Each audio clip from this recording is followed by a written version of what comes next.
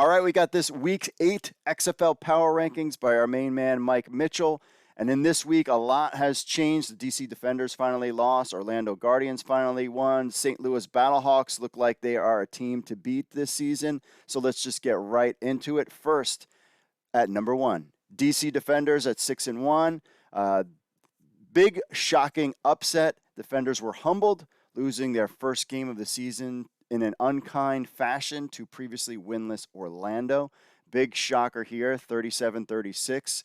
Loss at the final gun. A 63-yard field goal. Very exciting game. One of the most exciting games in the XFL this season. We'll see how DC can bounce back. Are they going to go on a losing streak? But right now, my friends, the league is wide open as far as championships go. Who knows who is going to win? At number 2, we just saw the big field goal. St. Louis Battlehawks, 5-2. They held an impressive 24-15 victory over Houston against the Roughnecks. Anthony Beck's bunch is playing great complementary football. Defense, special teams is all playing well. They're 5-2. DC Defenders are 6-1. This is anybody's ball game in the North.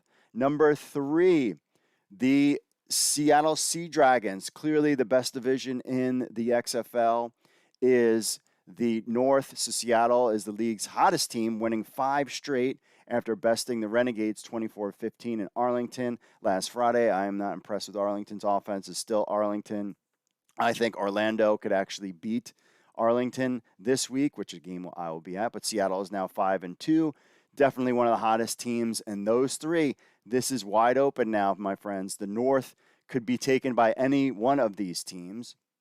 Next up, at number 4 is the Houston Roughnecks.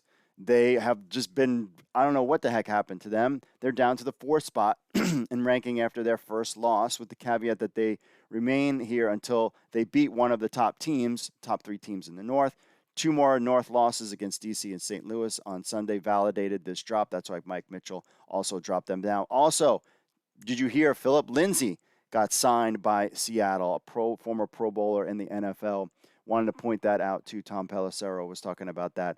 That could have a huge impact on Seattle's offense as we keep going through the season. But Houston drops down. They're now at 4-3. They haven't beat anybody.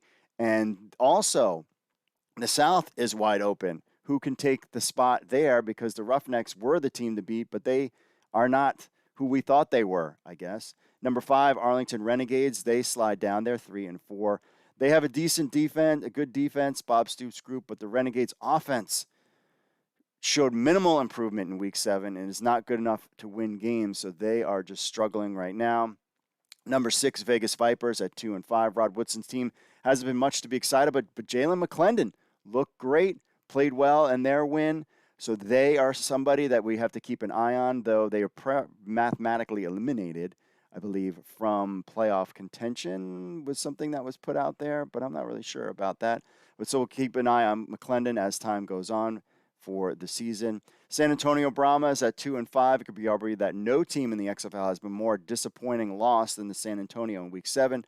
Hines Ward's Brahmas failed to seize the moment and the opening in the South by being thoroughly outplayed by the 1-win Vegas Vipers, but they are just having a trouble with their quarterback situation, bringing in Kurt Benkert. He's still basically off the street. We'll see how that goes. And number 8, of course, is the Orlando Guardians at 1-6. They finally won their one game. Could they win a second game this week? We're just going to have to find out.